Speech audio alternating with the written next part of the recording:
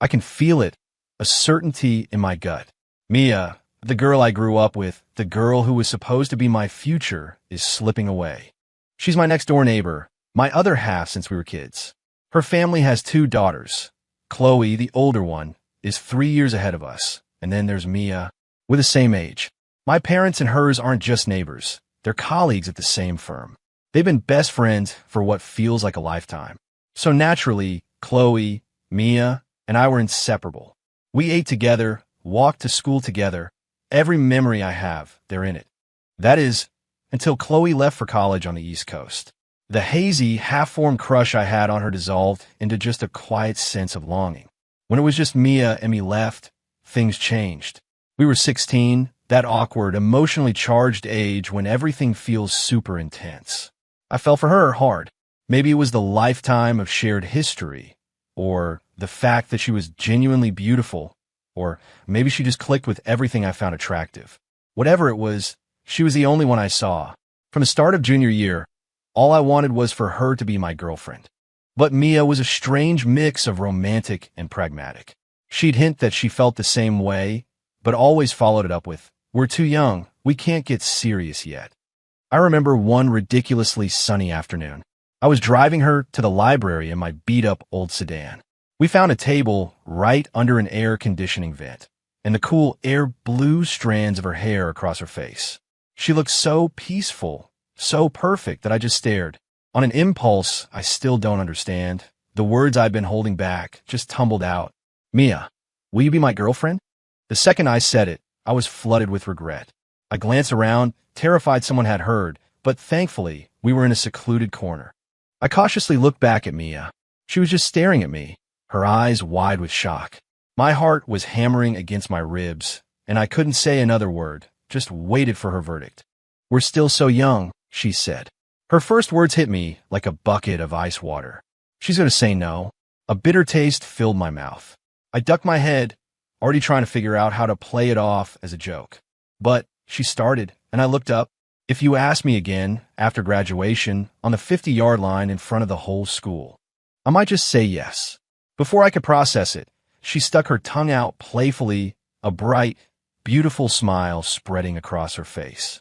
The afternoon sun streamed through the window, catching the blush on her cheek and lighting up the tips of her ears, which had turned a deep shade of red. A wave of pure joy washed over me. I shot up from my chair. If I hadn't been in a dead-silent library, I probably would have screamed. "Deal," I managed to say, my voice full of an emotion I couldn't contain. "I'll give you the most epic proposal this school has ever seen." We were 17, the age where you think love is some kind of perfect, unbreakable fairy tale. From that day on, Mia and I had this unspoken understanding. We drove to school together, we came home together, we shared milk teas, we did our homework side by side. Our bond felt deeper, more real than ever. I was convinced that with our shared history and this being our first real love, we'd be holding hands until the end of time. But in the second half of senior year, that perfect picture started to get smudged. It started with a sophomore named Josh. He saw Mia once and was instantly infatuated. He knew I was in the picture, so he couldn't be direct. Instead, he engineered chance encounters. He'd be there on our route to school. He'd just happen to be by our classroom during passing periods. He'd bump into us on the way home. These calculated moments, sprinkled with small gifts and constant compliments, started to wear Mia down. She'd always been a sucker for big romantic gestures. It's why she wanted me to ask her out in front of everyone. I'll admit, I'm not the smoothest talker. I couldn't flatter her the way Josh did. I didn't have the shameless persistence he used to chase after girls. But my biggest strength is knowing when to cut my losses. I knew Mia better than anyone. The moment I saw her starting to waver, I began to pull my own feelings back, redirecting all that energy into studying. If you ever feel insecure next to the person you like, you need to work on yourself, not spiral. Spiraling just makes them lose respect for you. Self-improvement is the only way to close the distance. That was something my dad always told me. Maybe he'd seen it all along, that Mia wasn't the type to settle down easily. Soon, Mia started letting Josh join us for lunch. She'd still sit next to me, but her conversation, her laughter, was all directed at him. Watching her light up while talking to him went from a stab in the heart to a dull, familiar ache. It's not that I didn't say anything. I told her she was getting too close to him, but Mia would just wave it off. He's just a sophomore, Leo. I'm not going to fall for him. Her words left me speechless. You won't fall for him, but the way you look at him says you already have. My heart would ache, but I'd force it back to a state of calm. If this pure thing we had was already tainted, then it was time to let it go. What isn't meant to be yours will never be yours. Letting go is the best way to start over. I shut out all the noise and threw myself into preparing for the SATs and college applications. My conversations with Mia became shorter and less frequent. She didn't even seem to notice. Even though we sat next to each other in class, she spent every spare moment running out to the hallway to talk to Josh, leaving me alone at my desk, grinding through practice tests. Mia and her sister, Chloe, were similar in one way. They were both naturally smart. Mia could cruise through classes with me and still beat me by a solid margin on every test. If I wanted to get into Northgate University, where Chloe was, I'd have to work twice as hard. Stacks of practice exams and dozens of empty pens were a testament to my effort. I was thinking about calculus problems while I ate dinner. Mia pointed it out once or twice, then gave up and focused her attention on Josh. At night, after dinner, I'd sit at my desk, buried in books. Sometimes, when I was tired, I'd look up at the window next door, Mia's room. She used to sit at her desk, facing her window. Whenever I'd look up, she'd somehow sense it and look up too. She'd give me a sweet smile or make a goofy face, and it would make my whole night, motivating me to study even harder. But now, her chair was empty. She was probably on her phone, texting Josh. Even though I decided to move on, there was a sour knot in my stomach. I'd shake my head, trying to clear the feeling and focus on my parents, on how hard they'd worked for all these years. No matter how exhausted they were from their jobs, they always came home, made dinner, and had a hot meal on the table waiting for me.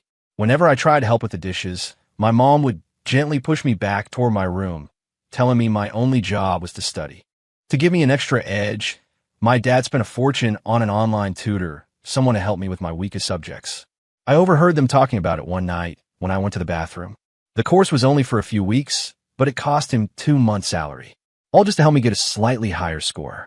After that, I went back to my desk, focused on the problems in front of me, and didn't look out the window again.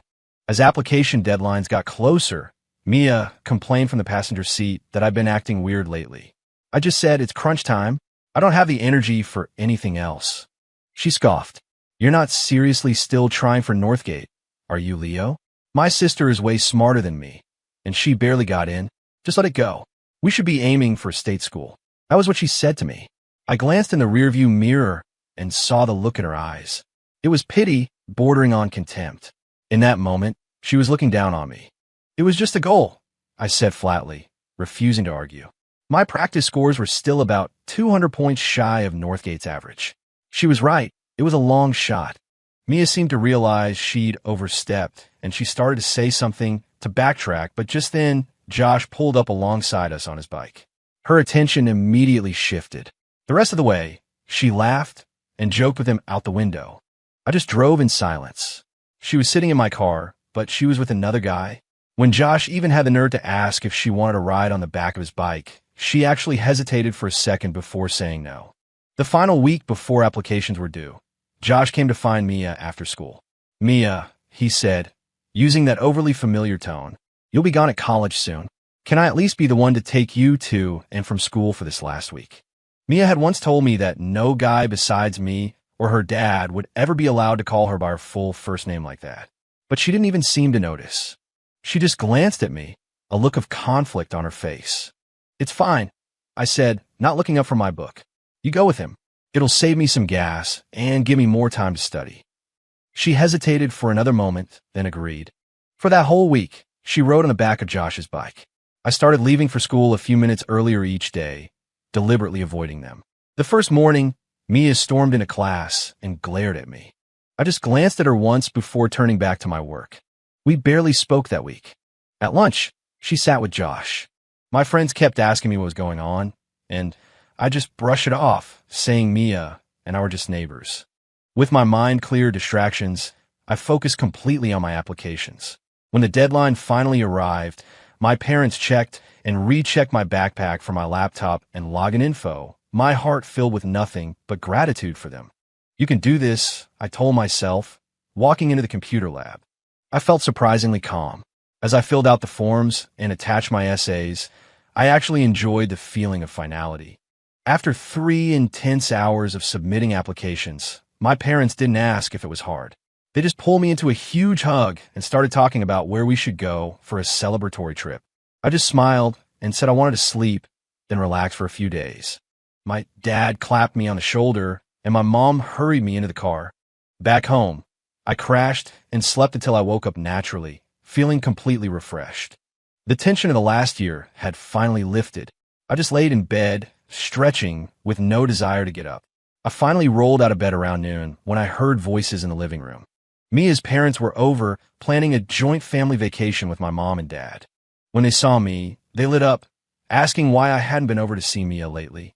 I just smiled and said studying was more important, but now that applications were in, I'd have more time. Mia's mom, her eyes crinkling into a smile, pulled me down to sit next to her. She asked where I wanted to go, and I thought for a second and said maybe a trip to see the national parks out west, like Yosemite. Her smile got even bigger. She exchanged a look with her husband and said Mia had suggested the exact same thing. So it was decided. Both families would go to Yosemite for a week. Chloe would be home in a couple of days, and we could all go together. It had been a long time since we'd all done something as a group. 2 days later, Chloe was back, as gentle and warm as ever. The first thing she did was hand me a small box. Inside was a limited edition action figure I'd been wanting for ages. I carefully set it down, and in a burst of excitement, I gave her a quick, tight hug. I realized what I'd done and immediately let go, just in time to see Mia watching us with a sour expression. "It's okay, Leo," Chloe said with a soft laugh. "It's not like you haven't hugged me before." Her words made me blush. Looking at her fair, pretty face, my heart did a little flip. When we set off, both families in their respective cars, Mia didn't come over to ride with me like she always used to. My mom, noticing our car only had 3 people, jokingly called out, asking if one of them wanted to join us to liven things up. To my surprise, Chloe started walking over. Seeing that, Mia jumped out of her car and ran to ours too. So I ended up sitting in the back, sandwiched between the 2 sisters. The atmosphere, however, was anything but harmonious. I found myself constantly turning toward Chloe, asking her about college life. She answered everything with a gentle warmth, sharing funny stories and interesting details. We talked and laughed easily, and the complete lack of awkwardness between us seemed to irritate Mia. But no one was paying attention to her. I was completely absorbed in my conversation with Chloe. The big sister who had always looked out for me was still the same person I remembered. The months apart hadn't created any distance at all. The trip was a blast for everyone, except for Mia, who seemed to be in a perpetually bad mood. Her mom scolded her a few times over the 7 days, but it didn't make a difference. The only time her expression changed was when her phone buzzed, and she'd retreat into a corner, smiling and texting for hours. Chloe watched her thoughtfully for a long time. Then her gaze shifted, strangely, to me. But I was too busy taking in the majestic views of the valley to notice. The week flew by. On the drive home, I was grinning like an idiot at a picture on my phone. It was a photo of Chloe and me on a boat on one of the lakes. I was excitedly pointing at something in the distance, and she was looking at me with a soft, gentle smile. The affection in her eyes was captivating. The picture just radiated this effortless intimacy. There were plenty of photos from the trip with my parents with her parents, but only a few with Chloe and only one with Mia, a candid shot her mom had taken. In it, Mia looked distant, her attention glued to her phone. I was turned toward Chloe, and though we were only a foot apart, we might as well have been in different worlds. When Mia saw that photo later, she froze. She looked at me with a flicker of guilt, but I was too busy admiring the pictures on my phone to care. After that, Mia started coming over all the time. She'd hang out at my house or invite me over for dinner. I didn't refuse, but I kept a careful, polite distance. I'd go to dinner. I'd be civil when she came over, but the easy intimacy we once had was gone. We were just friends. Mia's mood soured, though she tried her best to act cheerful around me. This went on for a few days. On the morning we had to go to the school to officially accept our college offers, Mia was waiting for me at my door, a conflicted look on her face. "Let's go," I said, ignoring her expression and patting the passenger seat of my car. "Leo, are you going to keep your promise?" The sun was bright, and a light breeze was blowing. Halfway to school, Mia suddenly wrapped her arms around my waist from the passenger seat, her voice thick with an emotion I couldn't place. She was holding on so tight, it was actually making it hard to drive. I told her to let go, but she wouldn't, so I pulled the car over to the side of the road. "We made a deal. You can't go back on your word." Her eyes were red-rimmed, and the wind had messed up her hair, giving her a look of fragile beauty. I looked at this girl I'd known my entire life, and for a fleeting moment, I felt an impulse to give in, to be reckless one more time. I didn't want to lose her. She was my entire youth. "Okay," I finally said, my voice low after a long, internal battle, when her expression had shifted to one of pleading. I decided to give her one last chance. If she agreed to be my girlfriend and promised to keep her distance from other guys, maybe we could make it work. When we got to the school gym, my guidance counselor saw me and immediately pulled me aside, talking excitedly. Mia's phone rang, and since it was after graduation, no one cared. She glanced at the screen, said she had to use the restroom, and hurried off. My counselor was gushing about my final SAT scores, announcing them proudly to everyone in earshot. My classmates stared at me in shock. I had jumped over 200 points from my last practice test. Getting into Northgate was no longer a long shot. It was a sure thing. I submitted my acceptance, but Mia still hadn't come back. I pulled out my phone and called her. It rang several times before she picked up. The background was noisy. She said she was on the football field and would be right back, then hung up. With nothing else to do, I took her acceptance form and went to find her. As I got to the field, I saw a large crowd gathered in the middle. Mia was standing in the center of it all, the focus of everyone's attention. Josh was in front of her, holding a huge bouquet of flowers, saying something to her. It was obviously a public confession. Mia was biting her lip, looking torn, and hadn't given him an answer. I thought about it for a second, then reached into my pocket. It was a gift I'd bought a long time ago. A delicate silver necklace. It wasn't expensive, but Mia had pointed it out once, saying how much she loved it, but couldn't afford it with her allowance. Back then, when she was my whole world, I had filed that information away. It was time to make good on my promise. The choice was hers. "Mia, I really like you. Will you be my girlfriend?" I strode forward, walking right past Josh, as if he didn't exist, and held the open box out to her. Josh's face darkened. When he saw the flicker of delight in Mia's eyes, he panicked. He whispered something to her that I couldn't hear. But whatever it was, Mia's expression changed. Her eyes darted to a girl standing nearby, and then she reached out and took the flowers from Josh. She didn't say a word, but the message was clear. I let out a dry, self-deprecating laugh. "Well, Mia, I kept my promise." I tossed the necklace box onto the grass, shoved her acceptance form into her hand, and turned and walked away without looking back. I could feel the eyes of the other students on me, pity, disdain, contempt. I felt nothing. I had honored my word. She had thrown away her last chance. From now on, we're just neighbors. For someone like me, who valued emotional loyalty above all else, I had already bent my own rules for her. This just erased whatever was left.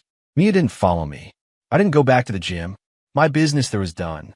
I just got in my car and drove home. "Leo, why did some other boy drop Mia off?" "Were you being difficult again?" my mom asked, clearly displeased that I hadn't brought her home.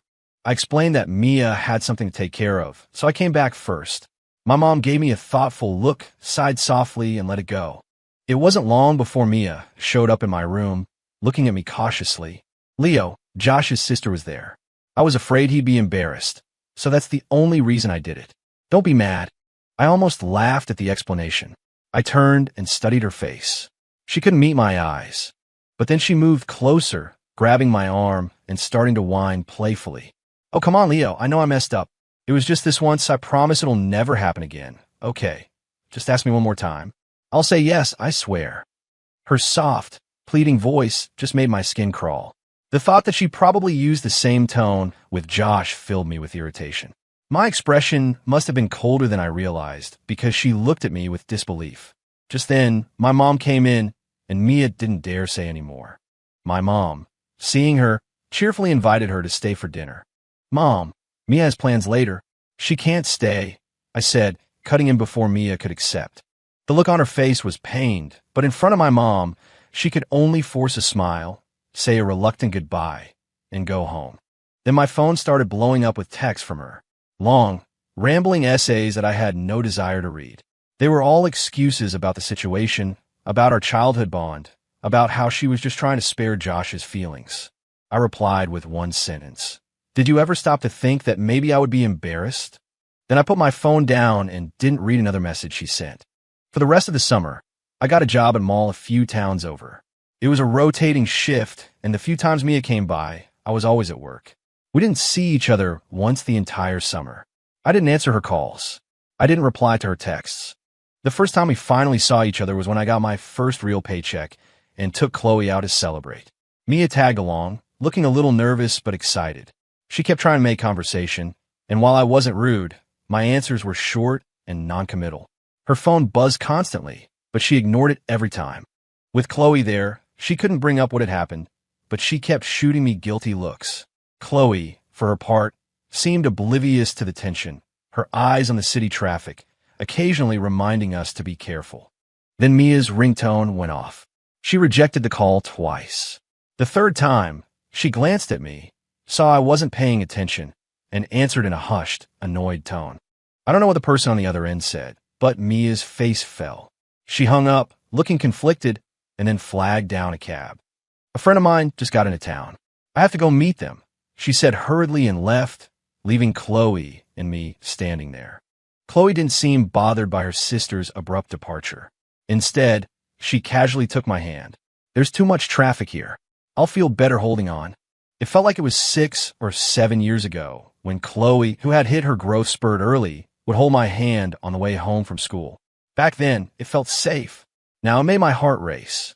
Her hand was so soft in mine, a gesture of easy intimacy that was so different from anything I'd shared with Mia.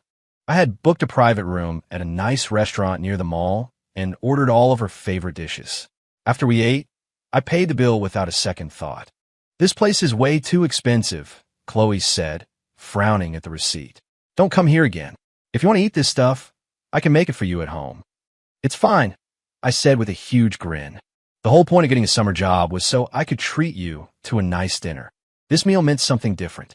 It was the first time I had ever treated Chloe with money I had earned myself. We walked through the mall afterward, and Chloe stopped at one of the counters. After looking for a while, she bought a watch. When I saw the price tag, over $1,000, my jaw dropped. This is an investment. It'll last for years. Not like spending a fortune on a single meal, she said with a playful smirk, rolling her eyes in a way that was still ridiculously charming. I was momentarily stunned. A light blush colored her cheeks, but she ignored it, carefully fastening the watch on my wrist before paying for it with a satisfied smile. On our way out, we saw Mia. She was holding hands with Josh, and they were talking to another girl who I immediately recognized as Josh's sister. Chloe looked at them, then turned and looked at me. I felt nothing, but Chloe's brow furrowed. Mia, she called out, walking straight toward them. When Mia saw us, her face went white. She immediately dropped Josh's hand and rushed over, as if terrified we would talk to them. Josh, whose arm was in a sling, scowled at us. My friend had to leave, and I was on my way to find you guys when I ran into them. So I stopped to talk for a minute, Mia explained a little too quickly, and then tried to pull us away. I instinctively pulled my arm back, and a hurt look flashed across her face. Josh's sister came over, said a quick hello, and then hurried away with her brother. Mia tried to get us to go shopping, but both Chloe and I said we were tired, so she had no choice but to head home with us. As we parted ways, Mia gestured to her phone, signaling for me to check my messages. I ignored her. As the start of the semester approached, I went over to the Fang's house, suitcase in tow. You too, Mia stammered, staring at me, and Chloe standing there with our luggage. I just smiled and held up my Northgate University acceptance letter. Time to head to campus. Chloe and I are traveling together. The sight of the letter made Mia's face drain of all color. Her expression went from shock to devastation, and then tears started to well up in her eyes. Leo, you promised we'd go to the same college. Sorry, I never said that. That day, when I said if you asked me in front of the whole school, I'd say yes, and then we'd go to college together. Did you forget? First, I said, taking a finger off, you rejected my proposal.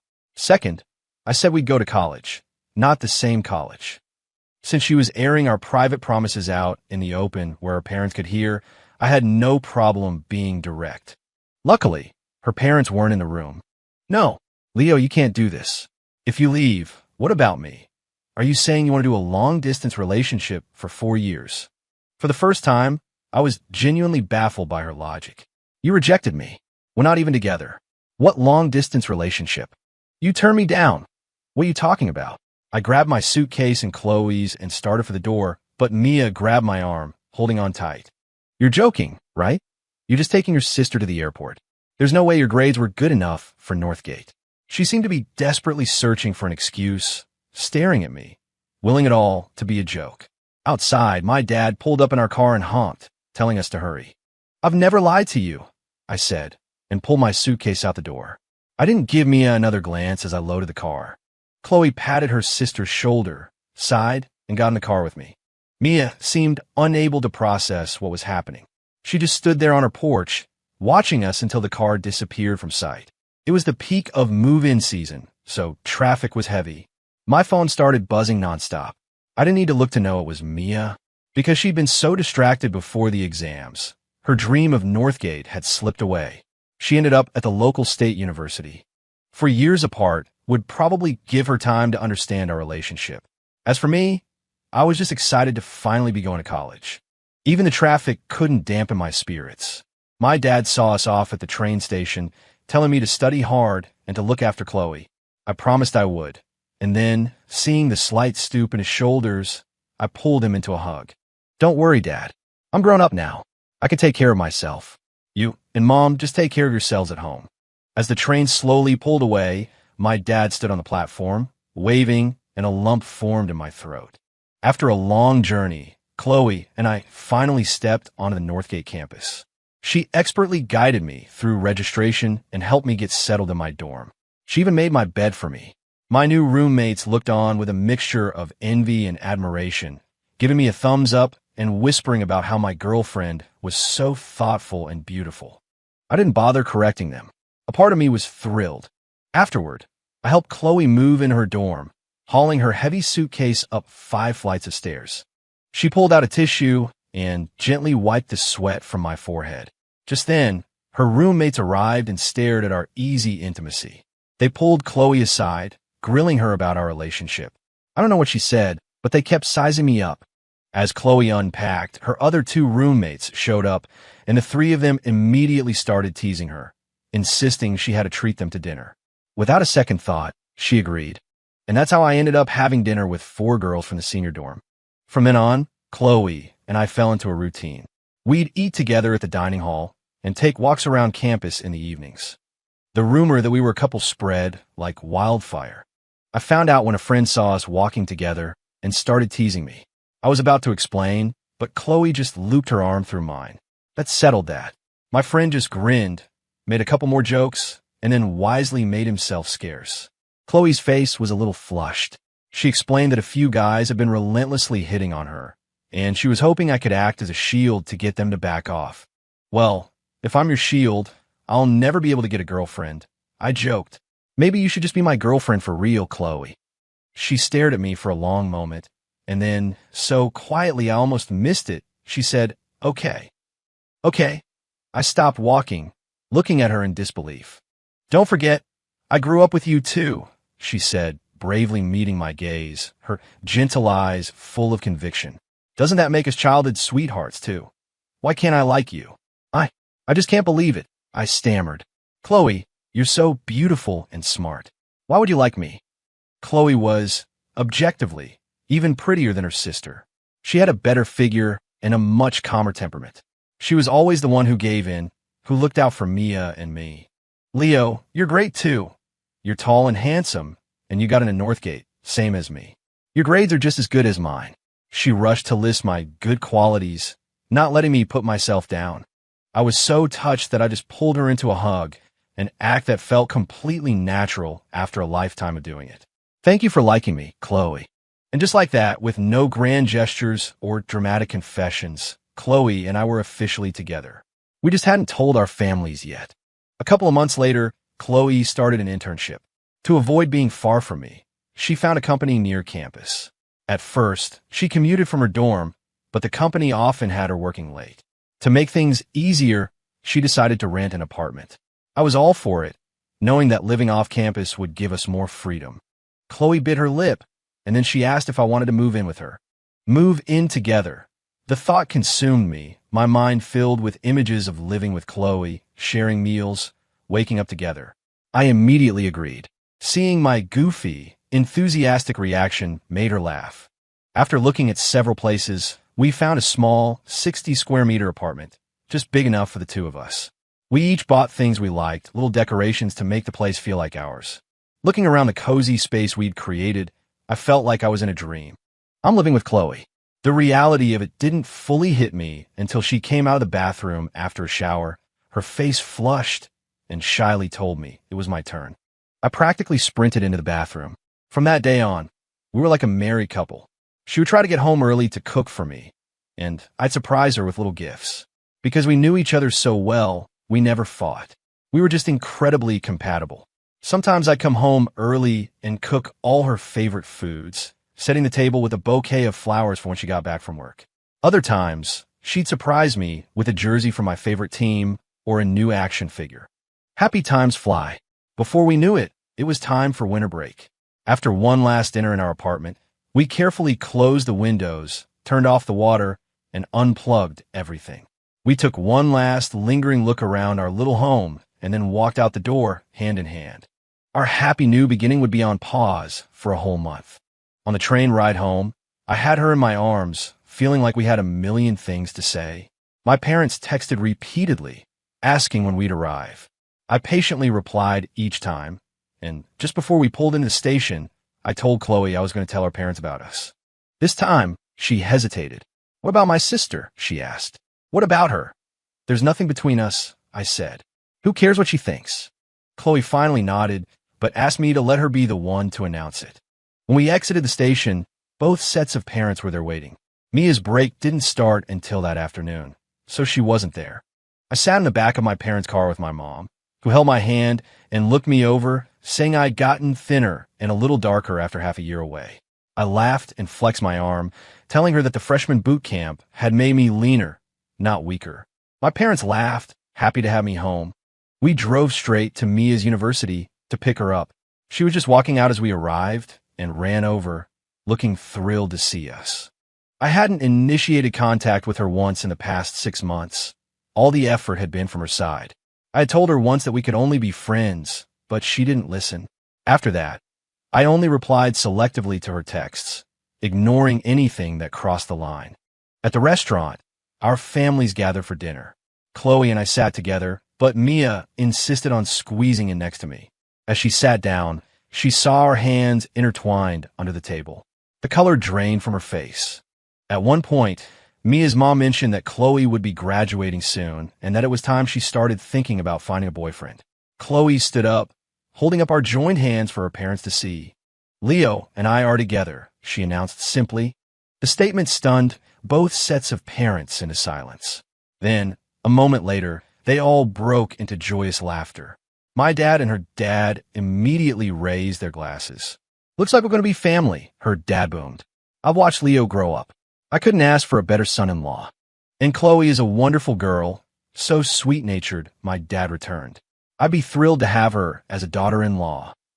The two of them began a round of mutual compliments, drinking happily and getting progressively drunker. Their talk quickly turned to engagement parties, wedding gifts, and how many kids we should have. The wedding gift will be generous. We love Chloe, and she deserves the best, my dad declared. I'll handle the engagement party. Don't you spend a dime. I only have 2 daughters. Everything I have will be theirs one day, her dad slurred back. Our mothers were just as delighted, huddled together and whispering, their eyes constantly flitting over to Chloe and me. Mia, however, didn't smile once. She sat there, pale as a ghost, barely touching her food the entire evening. Later that night, the shouting started. Mia and Chloe were having their first ever real fight, and it was so loud we could hear it next door. When I knocked and went inside, I found Chloe, usually so gentle, standing her ground like a mother hen, arguing fiercely with her sister. Leo loves me. He asked me out. How could you steal him from me? Mia shrieked. So what if he asked you out? You didn't say yes. What's wrong with me being with him now? Chloe retorted. Hearing this, their mom looked at me with a complicated expression. I gave her an apologetic nod and walked over to Chloe, taking her hand. Mia, the only reason I asked you was because you told me to, I said, my voice steady. At that point, I wasn't expecting us to get together because I knew you were going to choose Josh. You rejected me. Why are you making a scene now? My words seemed to deflate her completely. I just wanted to, she stammered, trying to explain. When all those people were laughing at me, I cut her off. You chose to stay there and let it happen. Did you ever think about how I felt? And after that, you and I both saw you with Josh. Was he forcing you to be there? Were you forced to meet his sister as his girlfriend? Have you even broken up with him yet? My string of questions left her paler than ever, unable to form a coherent defense.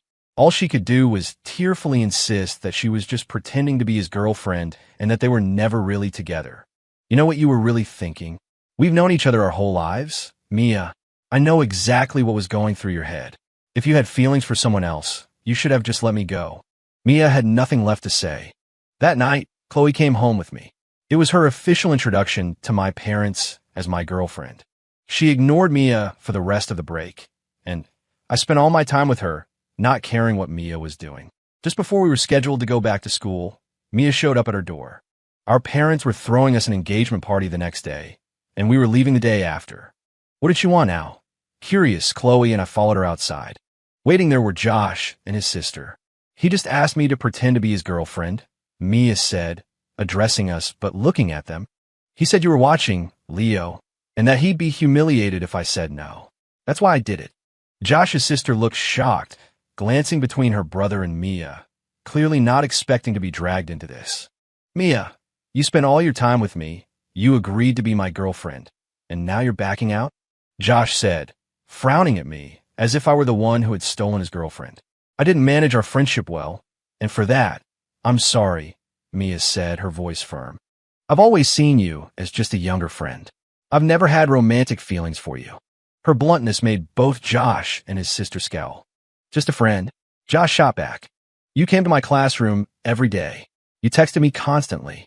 While I got hurt, you drove 30 miles to see me and told my sister you felt bad for not taking better care of me as your girlfriend. That was just as a friend? Mia's face went white. She didn't know how to respond and just kept stealing nervous glances at me. It's you, Josh suddenly yelled, pointing at me. You forced her to do this, didn't you? You were afraid I'd steal her from you, but we're the ones who are in love. You can't break us up. It has nothing to do with him. This was all my fault. Mia cried, jumping in front of me with her arms spread wide. Excuse me, I think you're confused, I said calmly, holding up my hand, which was clasped in Chloe's. On both of our fingers, engagement rings glittered in the sun. Chloe and I are getting engaged tomorrow. Your business is your own. Josh was struck dumb. His sister grabbed his arm, stopping him from saying anything else.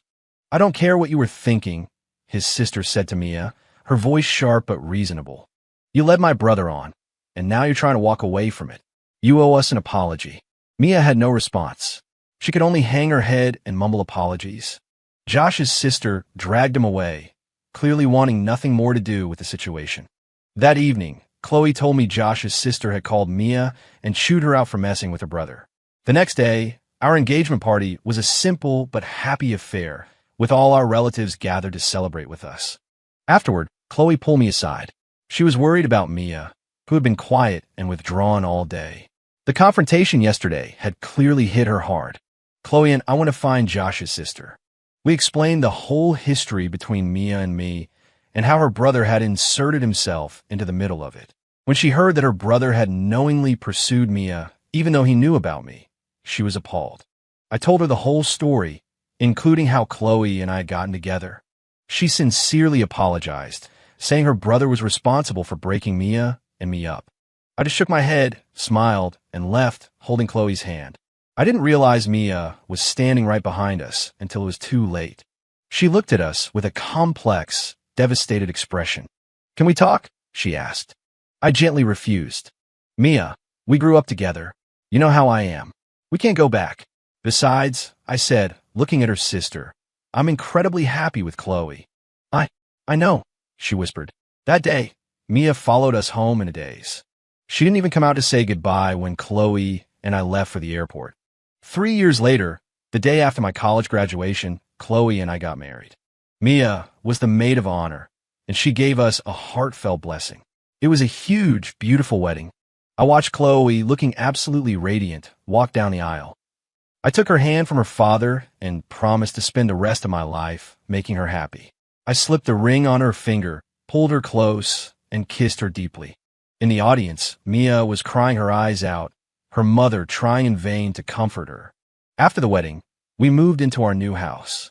Mia, showing no interest in dating, moved into the house next door.